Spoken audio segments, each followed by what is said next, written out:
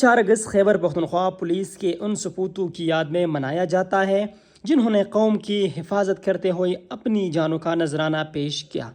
اس حوالے سے باجوڑ کے سیول کالونی خار جرگہ ہال میں آج شہدائے پولیس کو خراج تحسین پیش کرنے کے لیے ایک پروقار تقریب کا انعقاد کیا گیا۔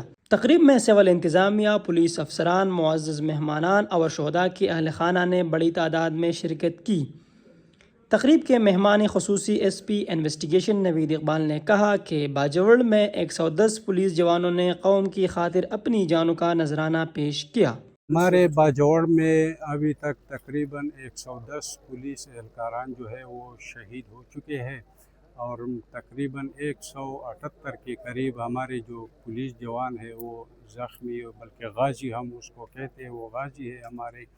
آج کے تقریب کا بیسک مقصد یہ، افسران نے کچھ عرصہ سے، کئی سالوں سے یہ ایک تقریب شروع کی ہے، 4 اگست یوم شہدائے پولیس، جو کہ ہمارے پولیس کے جتنے بھی شہداء پولیس ہے ان کے ساتھ انٹریکشن، ان کو اپنے قریب لانا۔ پولیس افسران نے یادگار شہداء پر حاضری دی، پھولوں کی چادری چڑھائی اور شہداء کی درجات کی بلندی کے لیے خصوصی دعائیں کی گئی۔